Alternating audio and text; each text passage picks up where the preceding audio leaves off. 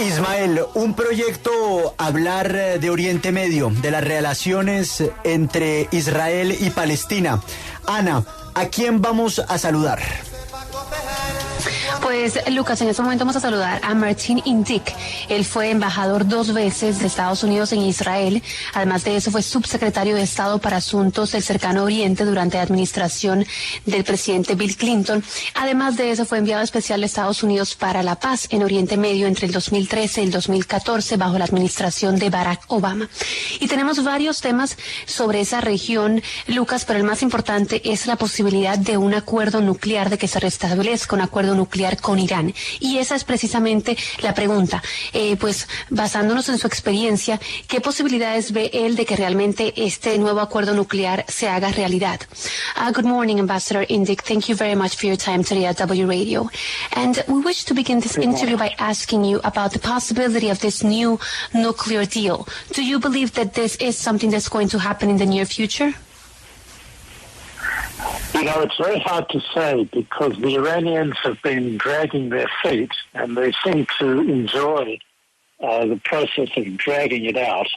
And even though the EU as well as the United States have tried to bring this negotiation to a conclusion, they seem constantly to frustrate us.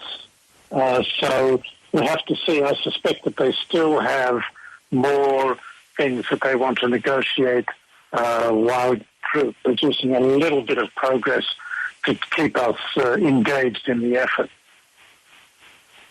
Pues nos dice que los iraníes lo que tratan de hacer es prorrogar y retrasar este acuerdo nuclear a pesar de los esfuerzos que han hecho tanto Estados Unidos como la Unión Europea. Ellos están tratando de concluir este acuerdo, sin embargo, en Irán no parecen que tienen voluntad para cerrar este acuerdo, sino más bien tratan de frustrarlo, así que hay que mirar cuáles son las intenciones verdaderas que tienen y si realmente quieren llegar a una conclusión de este acuerdo y sentarse a negociar. Embajador Indyk, entonces lo que usted está diciendo es que usted cree que Irán, en vez de que quiera hacer un renacimiento del acuerdo nuclear, lo que ellos están haciendo es que parezca que lo quieren hacer. So to be clear, Ambassador, you believe that Iran is just, to an extent, making the world and the U.S. believe that they want to go ahead and pursue a new nuclear deal, but in reality they're not interested? I think that they're interested on their own terms, and they want to show internally to the hardliners that now control the regime that they are holding out for the best possible deal. The alternative explanation, and it's always difficult to understand what exactly is going on in Tehran, the alternative explanation is that they actually are playing with us and buying more time to advance their nuclear program. And that is always possible, that in the end is what they're doing. But the U.S. government assessment at the moment is that they are more interested in the deal than they are in acquiring nuclear weapons for the time being. And so that's why the administration is still prepared to continue the engagement. Ellos están interesados en hacer un acuerdo, pero a su ritmo, en sus tiempos, y quieren mostrar internamente en la línea más dura que un acuerdo es posible. Esa es una explicación alternativa y también puede ser que están jugando con los Estados Unidos, están comprando tiempo para avanzar en el programa nuclear, entonces el gobierno, digamos que está interesado en un acuerdo y al mismo tiempo adquirir más armas nucleares, así que de pronto están jugando con los Estados Unidos y la Unión Europea. Y de pronto igual tienen miedo de que ocurra después de un acuerdo lo que ocurrió en 2018 con Estados Unidos, es decir, que abandone el acuerdo. ¿Qué garantías ofrecería Estados Unidos, en el caso de que se llegara al acuerdo, de que no volvería a ocurrir lo mismo que ocurrió con Donald Trump? And perhaps another thing that worries them is that what happened in 2018 happens again, that the United States abandons the treaty. What type of guarantees could the U.S. offer so that they can, sit down at the table and tell the Iranians that this is not going to happen again, what happened in 2018? Well, the only guarantees that the Biden administration can provide is their own for the term of the Biden administration. If the Biden administration, if President Biden doesn't run or isn't reelected or Democrats are defeated by Republicans, there are no guarantees that can be given. The agreement cannot be put to a vote in the Senate in a way that would make it a treaty, because that would require a two-thirds vote. It probably will be a vote in the Senate, but that would be a lesser assurance. Essentially, the Senate would decide if it voted this way, not to cancel the deal. But that's not really a positive guarantee. And I think the administration has been quite clear with them that the best guarantee is they're coming back to the agreement and sticking with it. But beyond that, there's not much that the United States can do. It really depends on their behavior at this point, more than our behavior.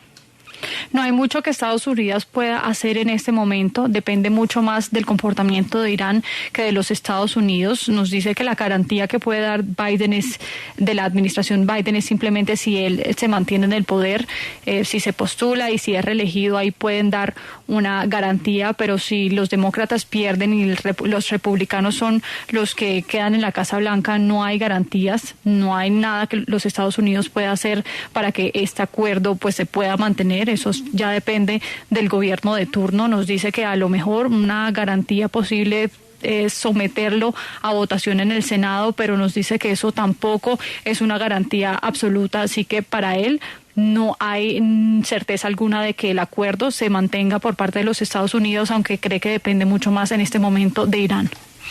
Y en medio de todas estas dificultades, el atentado al escritor Salman Rushdie. El gobierno de Irán ha negado tener responsabilidad, pero ha celebrado, por decirlo menos, este atentado, y se investigan posibles conexiones entre el autor e Irán. ¿Este elemento complica aún más la situación?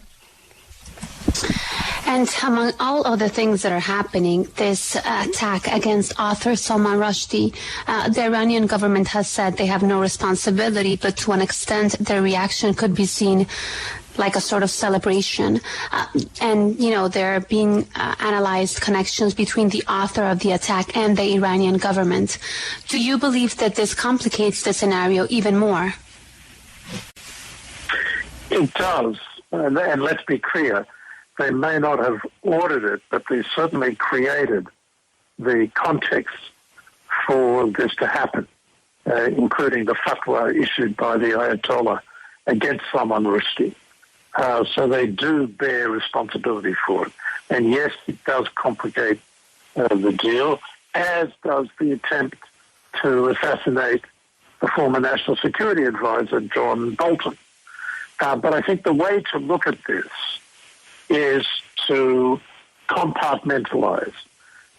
We have an interest, the United States has an interest in controlling Iran's nuclear program and shipping out the enriched uranium that they have managed to stockpile, which is 60% enriched uranium, that is enough now for at least one nuclear bomb. And under the agreement, as soon as the agreement is struck, that stockpile will be shipped out of the country and put under safeguards.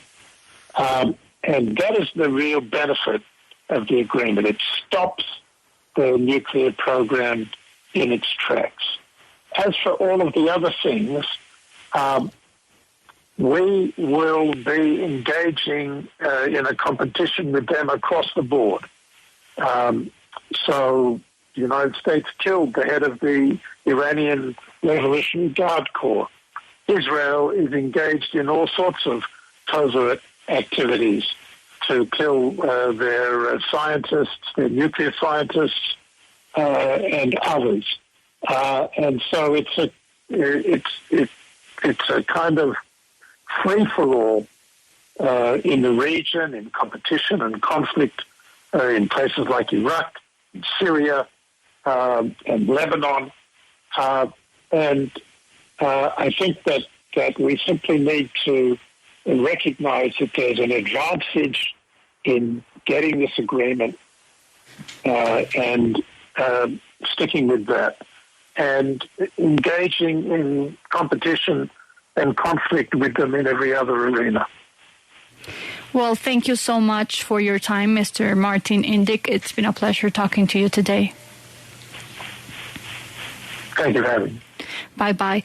Este atentado a Salman Rushdie sí complica el acuerdo, aunque Irán no lo ordenó directamente, sí crearon el contexto para que esto pasara, así que tienen una responsabilidad indirecta en este ataque que hubo en contra de Salman Rushdie. Nos dice que también se suma al atentado o el intento de atentado a John Bolton, el asesor de seguridad nacional en el gobierno Trump, pero nos dice que hay una forma de mirar esto, y es que Estados Unidos tiene intereses, y es poder controlar este programa nuclear y disminuir el uranio enriquecido de Irán. Así que es algo que conviene a Estados Unidos, a sus aliados en la región, en una región absolutamente en conflicto, conviene a Irak, a Siria, al Líbano. Así que es un acuerdo que deben reconocer todos y quedarse con él para de esta forma poder controlar el programa nuclear, que es lo que busca Estados Unidos.